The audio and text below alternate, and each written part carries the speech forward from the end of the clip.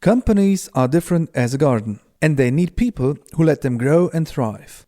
A leader, the gardeners of the corporate culture. They tend, care, and let their plants grow, their employees.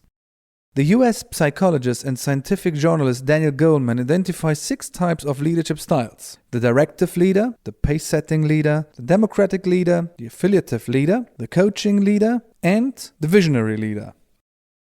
If the garden is wild, the company doesn't need someone who talks with the plants. The directive leader acts fast and gives precise commands. He calls for full compliance for his instructions, without discussion. His confident performance may appear cold and distant, but can also soften employee fears. He prepares the ground for something new, gives impetus for trend reversal, and shows problem employees how to reach their limits. This is effective, but often not for a long time.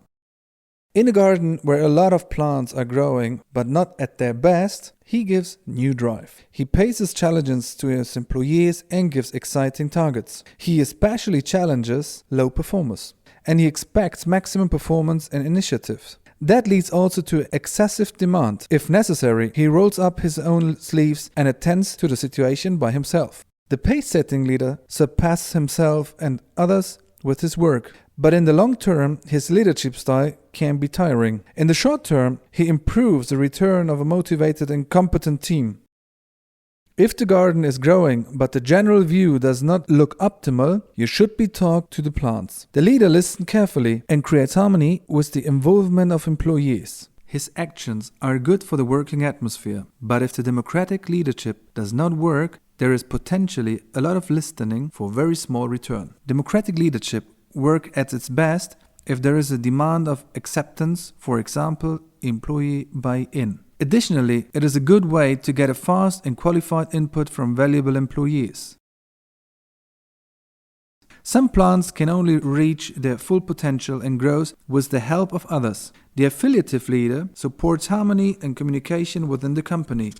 This leadership style is extremely suited for stressful phases. It is good for eliminating rifts in the team and improving motivation. The highly cooperative and emotional leadership style improves the working atmosphere and establishes the basis for better performance. He is like a gardener that brings his garden into shape for spring. Every plant gets individual attention and the gardener knows what is best for each of them. This helps employees recognize their strengths and weaknesses. He gains their trust and earns their fierce loyalty. His positive influence on the atmosphere is perfect if the needs of the individual are supported and developed. If you want to change the flower garden into a kitchen garden, the visionary leader will help it reach its full potential. He creates a plan and allows his employees to participate. The visionary leader motivates, shares his knowledge openly, and lets his employees develop. This is the best leadership style if a new strategy needs to be pursued, with a strong effect on the positive development of the atmosphere in the company. So, which gardener do you want to be? Simply the best? Then connect all of these leadership styles. Note: Goleman suggests that the best gardener would use the visionary, affiliative, participative, and coaching styles the most to create a positive working environment and get the best out of his plants, and only use the directive and pace-setting approach when absolutely necessary.